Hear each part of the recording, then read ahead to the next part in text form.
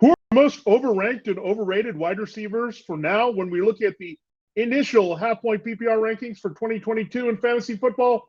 It's time to break it down right here and right now as we begin another edition and another week of Locked On Fantasy Football.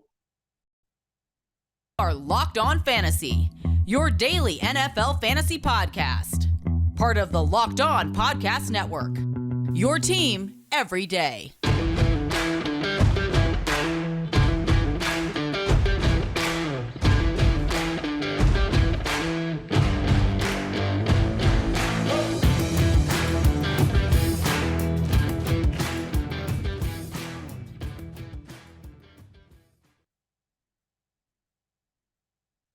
Greetings, everyone, and welcome to another edition of the Locked On Fantasy Football Podcast. As usual, I'm your host, Vinnie Iyer. When I'm not doing this, I'm writing about NFL and fantasy football for sportingnews.com. It is the quieter part of the NFL offseason, but we don't rest here looking ahead here to the 2022 season.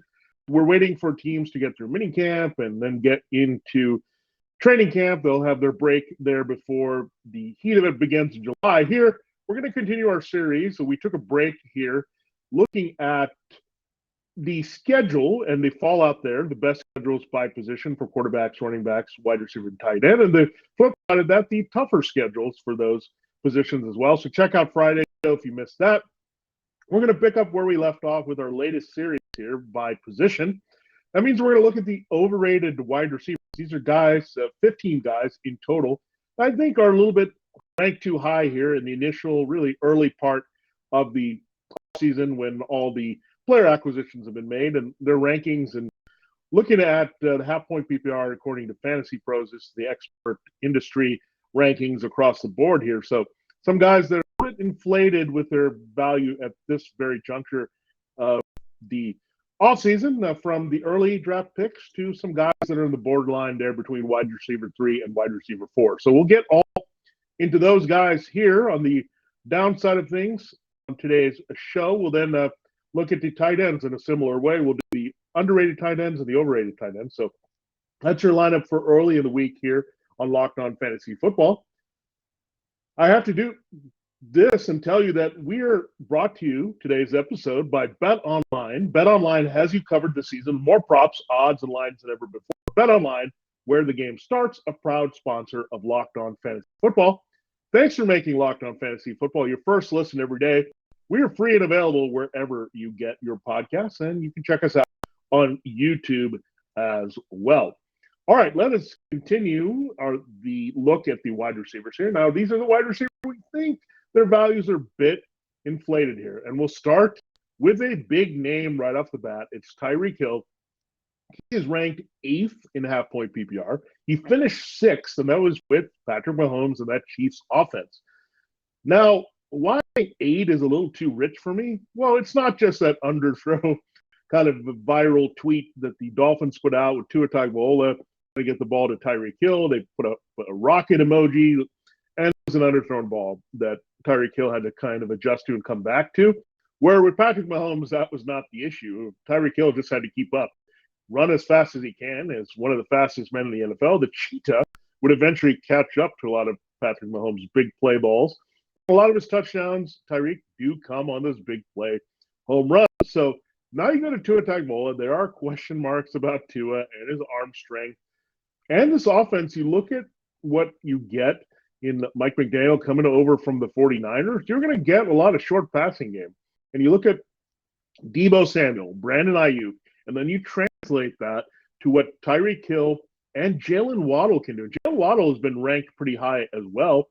I'd rather have the value of Waddle as a wide receiver 1-2 borderline a little later than invest really highly in Tyreek Hill. Because I think this is just discounting that, A, Waddle is an established weapon and he already has some chemistry with Tagovailoa. And B, that Hill is definitely facing a major downgrade at quarterback until Tua proves himself with his left arm. That's another thing. He's adjusting to a left-handed quarterback versus a right-handed quarterback. So the way he runs his routes is going to be a little bit different. Waddle and Mike Gesicki are established. They're at a tight end with established chemistry there with Tua Tagovailoa, which Hill is going to have to try to recreate all throughout the offseason, into training camp and the preseason. So a little bit concerned there. Again, when you have a quarterback downgrade, it's tough. It's not the feeling is not as there for Davante Adams because he's gone from Aaron Rodgers, who he had a very strong relationship with, to Derek Carr. He was the OG quarterback that Davante Adams was hanging out with. Well, Tyreek Hill adjusting to is a different animal altogether from what Patrick Mahomes did. I mean, they were beastly together. They put up numbers. Here, we're not sure if it's going to be more of a whimper and if it's going to be more lambs than lions here with these two working together. So we got to still see how that goes here. And I think it's just too rich for my blood here to go Tyreek Hill in the top 10, just dropping 2 spots from his scoring finish of 2021. A.J. Brown, also, this is a kind of a tip here. Now, he's also playing outside and playing off an Alabama receiver, second-year guy that has a lot of upside in Devonta Smith. And Devonta Smith was ranked pretty high as well. But again, when you have 2 receivers of this caliber and there's one receiver more quarterback, I know Brown's talent, number one thing with Hill and Brown, the talent are off the charts, but we know that anyway where they're at. For the Titans, he finished as wide receiver 32 last year, but we know he missed a lot of time. So finished still as a wide receiver 3 despite not playing much of the season there with Ryan Tannehill. Now, I don't know what you're getting in the transition from Ryan Tannehill to Jalen Hurts. I think it's a bit of a direct trade. And here's why. This is still a rush-heavy team. I mean, the Titans were that, but they relied on Brown and making big plays off that. I think the Eagles, the jury's still out on how well Jalen Hurts can get the ball downfield. A.J. Brown seems to be his type receiver who can track a lot of balls. Hurts has a pretty big arm. He does struggle a bit with his accuracy. But, again, Hurts has that history with Devonta Smith going back to early days in Alabama there. So it's not a lot of crossover, but he's got that. And last year, with A.J. Brown still adjusting here late in the offseason. When you get traded during the draft, I mean, that's a different story than when you're moved in March there like Tyreek Hill. So there's going to be a bit of a learning curve here. Hurts and Tua, we have to see more to feel confident about them toward the field. But again, if I'm going to go A.J. Brown a little high as a wide receiver 1 versus a value potentially of a wide receiver 2, 3 borderline with Devonta Smith, I'm going to go there. So I'm leaning towards the Alabama receivers. I'm looking for value as much as possible. I think there are better players you can target there instead of Hill or Brown that high in your drafts. Now, DK Metcalf is an interesting one. A.J. Brown's old college teammate here. He drops to 17. He finished 12th. So he was the last wide receiver 1 in half-point PPR last year, depending on the size of your league. But he finished 12th right there with Russell Wilson. And now he gets Drew Lock. So you're dropping him basically 5 spots with that Drew Lock connection. Now, Metcalf's talent, again, off the charts here, pretty big. But you have Tyler Lockett. He's a short to intermediate guy, slot guy, middle of the field. You have Noah Fant, with whom Drew Lock has familiarity as a target down the middle of the field. Now, do the Seahawks plan on starting their 2 rookie tackles immediately with Dwayne Brown gone? Looks like that way with Charles Cross and Abraham Lucas. So you're breaking in 2 rookie tackles. You got Drew Lock at quarterback. Lockett may be wearing down a little bit as not drawing as much attention. Do you have other receivers, wideouts in particular, that you feel are going to detract attention from DK Metcalf? No. You're going to see a lot of double teams and forcing Drew Lock to get the ball into other wide receivers' hands. So that's going to be the thing here. So 17, a little bit, I think, conservative in dropping down Metcalf from that 12 finish last year. So a little bit overrated to me. And our final 2 guys we'll talk about, we're going to get to 15 wide receivers, who I think are a little bit overrated right now according to the rankings based on developments this offseason. It's a double shot. And we talked about Russell Wilson leaving Seattle. We know he's going to play in Seattle in the first game for this team of his, the Denver Broncos. Jerry Judy's 23rd and Cortland Sutton's 24th. Now, when I see those rankings, it seems just arbitrary. Okay, we're going to put them somewhere in the middle. Russell Wilson's going to really help these guys. But Sutton has not been able to stay healthy at all. His career, he's got that profile of the number 1 with that size on the outside. That means he can make the big play stretching the field outside, but also close in the red zone. So immediately, I think I would lean toward Cortland Sutton as someone I would trust a little bit more. He's more than Metcalf in this proposition. I think people looked at Judy being the Tyler Lockett, but there's a long way to go before I feel that's going to happen. And Wilson and Lockett, remember, they used to be perfect together with their passer rating, connecting downfield. I mean, Jeudy is not off to a great start of this offseason with some things going on off the field here. And I think he's been a bit disappointing. I think he would have lifted the quarterbacks there, Teddy Bridgewater and Drew Lock right now. But he's just not lived up to the expectations. I thought he was going to come in, run smooth routes, and really dominate with volume. I mean, I get it. Part of it has been the quarterback situation. Russ changed things here. But don't forget about Tim Patrick here in this mix. And that's the guy that I've been trying to talk about a little bit more, that Tim Patrick has been Mr. Reliable. When Judy has not been around or been banged up or Sutton has been on the shelf for quite a bit, Tim Patrick has been the guy. And they did sneakily make sure Tim Patrick was happy in the mix here. So they invested very quickly in all the receivers there, especially Sutton and Patrick ahead of things. And Judy, I think the jury's still out on what he can do here. So I am still questioning how good the Broncos can be as a passing team here. I think a lot of where they're going to make their depth offensively is still going to be Javonte Williams leading the running game now with Melvin Gordon and more of a complementary role coming back here. So I think it's going to be a pretty run-heavy team playing off the defense here. That's where this division plays out a little bit better than in the passing game. You look at the Chargers, they got J.C. Jackson, Von Miller, Joey Bosa coming after the quarterback there. So Jackson can cover these guys, and don't forget the Raiders have been improved in coverage here, and the Chiefs also have their share of guys that can handle themselves on the outside. So secondary situation in the AFC West also makes me pause with Judy and Sutton. I'd much rather go for the better value of Tim Patrick later in your fantasy football drafts. All right, that's just a look at 5 wide receivers whom I think are overrated. Overranked is a better way to say it here early in the process of pre-draft for fantasy football in 2022. We're talking half-point PPR. We will get into 10 more guys here in our final segment. We'll go 5 and 5 for you. I'd have to tell you, however, that our partners at BetOnline continue to be the number one source for all your betting needs and sports information. It's a very exciting time of year in sports. There's no NFL on the table, but there's some PGA action, major action coming this weekend. You got the Preakness Stakes, who will take it with Rich Strike out of the field, and then you got MLB heating up here in May, transitioning to June. This is the core of the baseball season before the All-Star break. And, of course, the headliners here. The NBA is into the conference championships.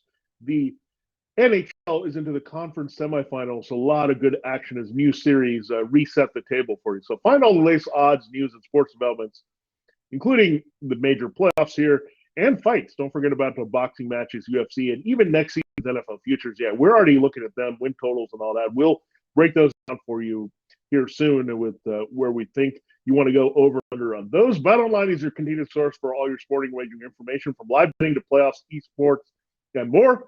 Head to the website today or use the mobile device to learn more about the trends in action. BetOnline, where the game starts. All right, we will continue the show here, looking at 5 more overrated wide receivers in this segment.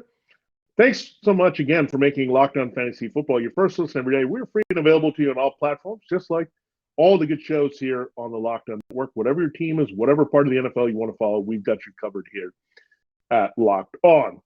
All right, Elijah Moore comes in. So Judy and Sutton were right there, 23-24, kind of the arbitrary back-to-back rankings of teammates. Elijah Moore is a tough one because we want to be excited about Elijah Moore, but you have Garrett Wilson in the mix. Corey Davis will be healthy. Elijah Moore basically put up numbers with a lot of kind of backup quarterbacks. Remember, you had Mike White and Joe Flacco and Josh Johnson. Some of these big games that Moore had was not a product of playing with Zach Wilson last year. So we're not sure what you're going to get from Wilson, who had injury issues of his own here. Moore, it took a while for him to get on the field and be effective.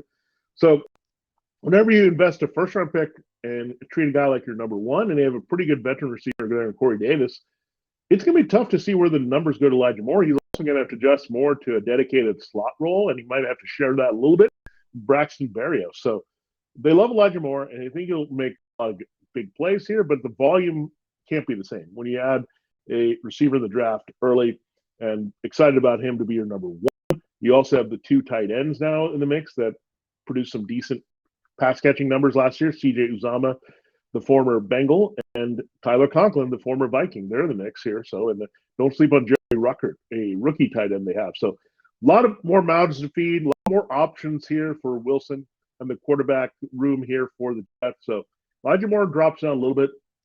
I think you have to look at him more as the wide receiver 3, and he's right there at 27. That puts him near the wide receiver 2s, but just the volume of targets are going to drop him down, I think, a little bit.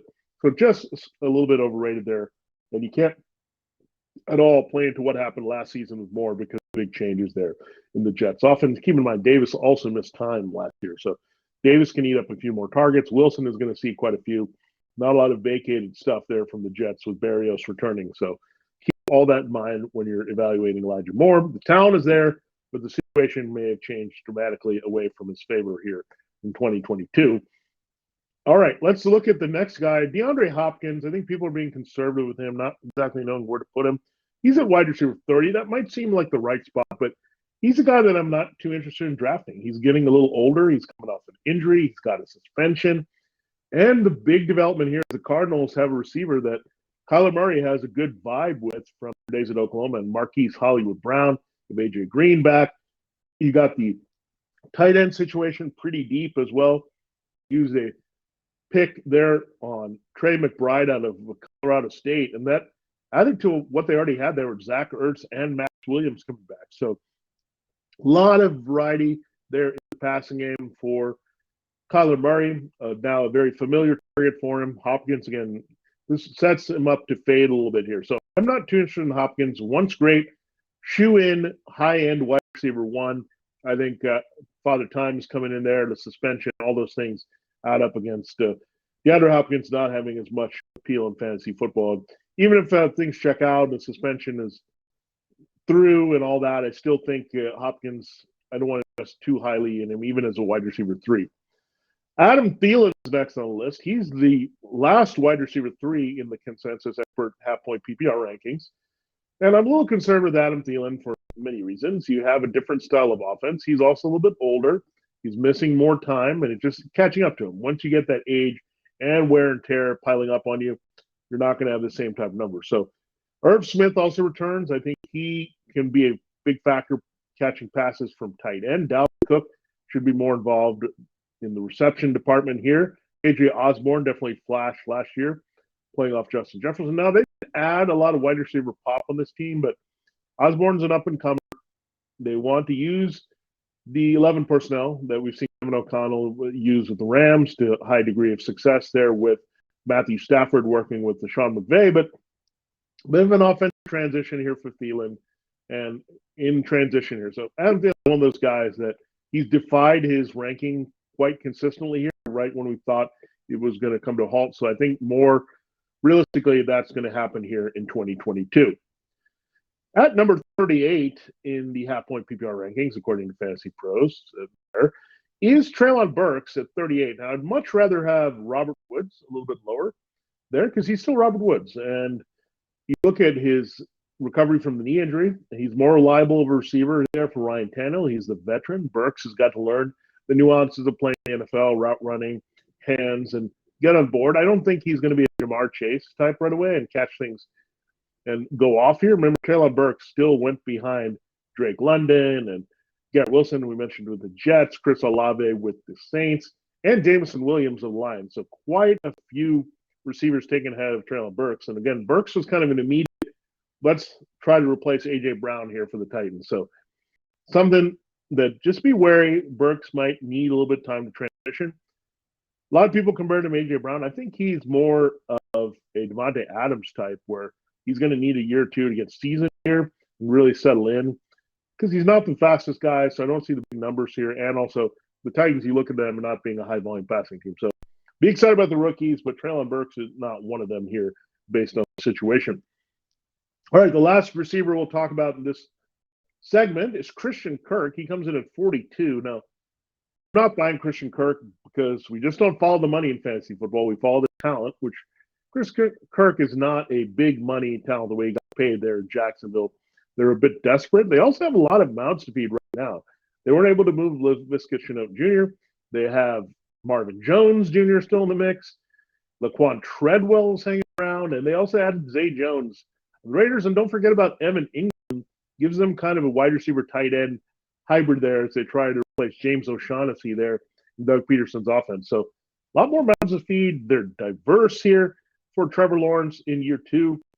Where does the ball go? I mean, remember, he played with that DJ Chark for much of last season. So you're looking at a receiving core that I think is marginal at best. If it's better than last season, it's questionable. Had Chark stayed healthy, I think they would have been in much better shape. But now you look at Kirk, they paid him a lot of money, but don't expect him to be producing like a number one. Again, transition to a new offense and a new team. That same thing is going on with Trevor Lawrence here after a forgettable year one with Bevel and Urban Meyer. He's trying to reset with Doug Peterson. So all those factors say, tell me, let's avoid Jaguars receivers as much as possible here in 2022.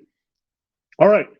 So there's a look at five more guys who are a bit overrated, and we'll get a little bit deeper. We'll go all the way into the wide receiver fives here in our final segment. Some big names there that we'll tackle.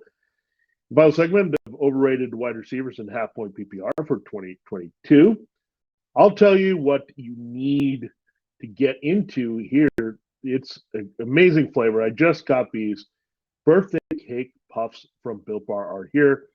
Imagine dipping your finger into that plastic tub of birthday cake frosting and then opening your eyes and realizing it was only 150 calories and you got 16 grams of protein. That's what it's like to eat a birthday cake puff from Built. I just received them, and never have I had anything like this before.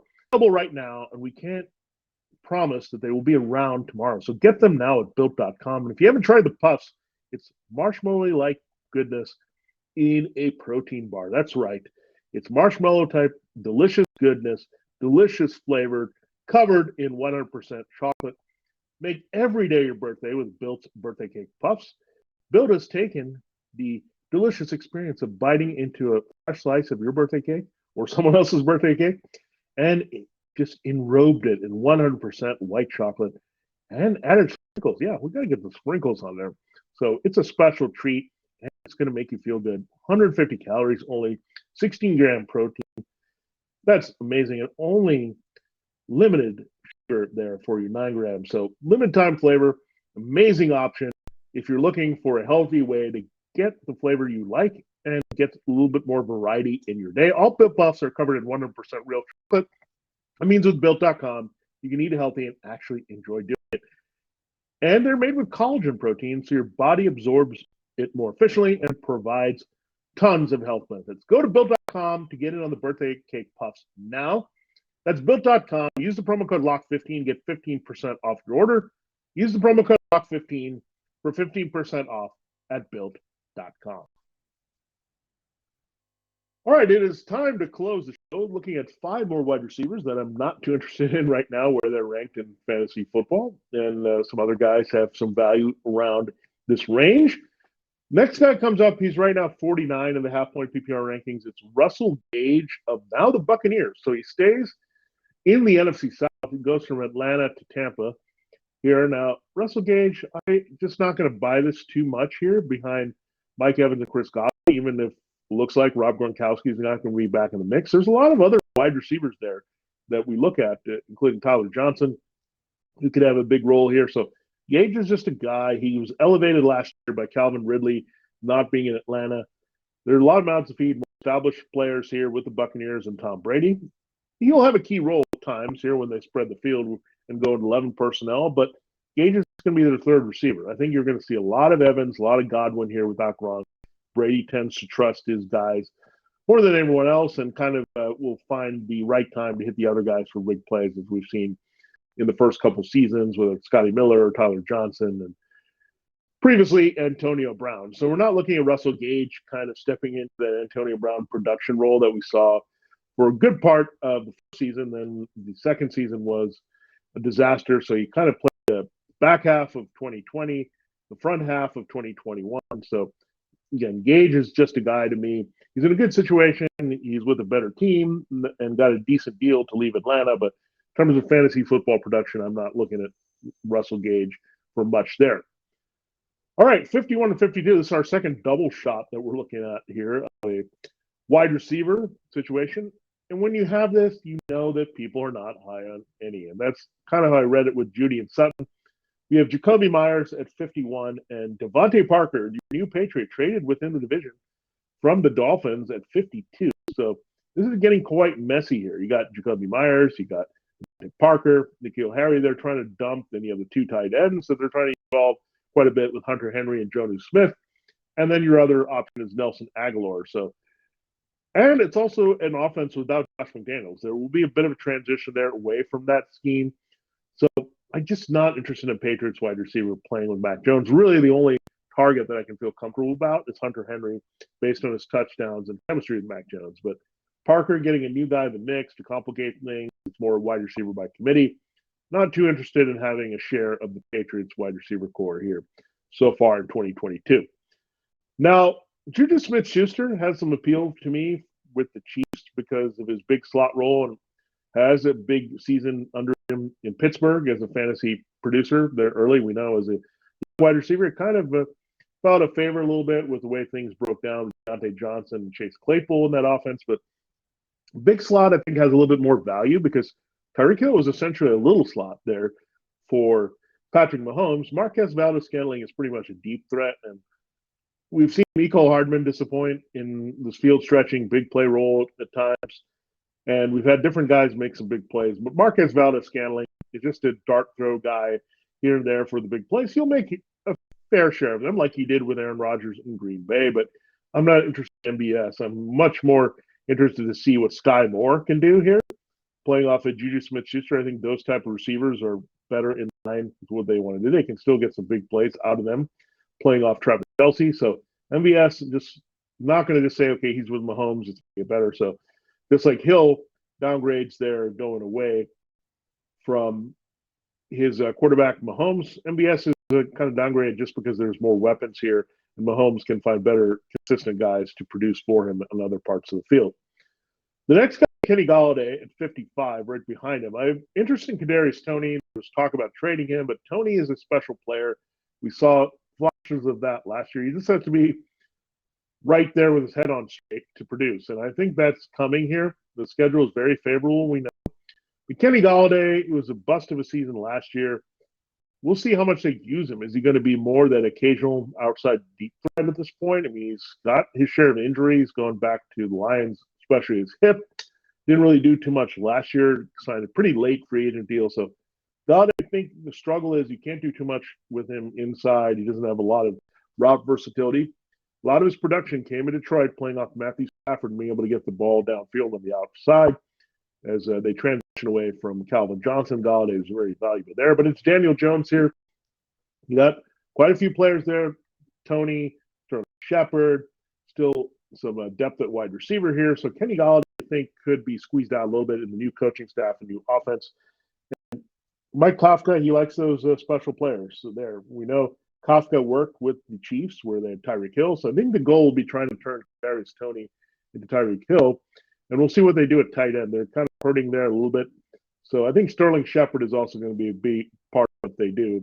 So he's healthy. Galladay has a share of injuries as well. So just not interested in that value. I'd rather think about having Toney on my team here off Jones and the Dable Kafka offense here in 2022. And finally, this is a player we didn't mention here as some breaking news, and we'll do some news roundups here coming soon. But something that did happen recently is Jarvis Landry finally decided to go to the Saints, his hometown team, Louisiana native, the LSU guy. So Landry ends up there with the Saints. So he's playing off Michael Thomas and the rookie Chris Olave. You have Marcus Callaway, Adam Troutman. You know where I'm going with this.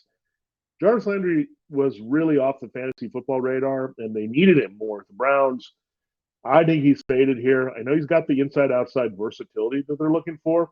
Where I know Marcus Callaway is not exactly that type of player. He's more of a field stretcher, big play guy. So he pretty much kills Callaway's value as any appeals to wide receiver 3. But Michael Thomas, I think, is in for a decent rebound season. I think he's one of those players undervalued. We had him on an underrated wide receivers list on the previous show we did on this position on Thursday. So makes sense. We think Michael Thomas is still underrated, and Chris Olave is going to have a pretty solid role here. Where does Jarvis Landry fit in? He's fighting with Callaway and Troutman and Alvin Kamara. Don't forget about his high volume out of the backfield, looking for some key targets. And that kind of hurts because you have Callaway being the big play guy at times. This offense will want to stretch the field more. Jameis Winston as well. Winston is not Mr.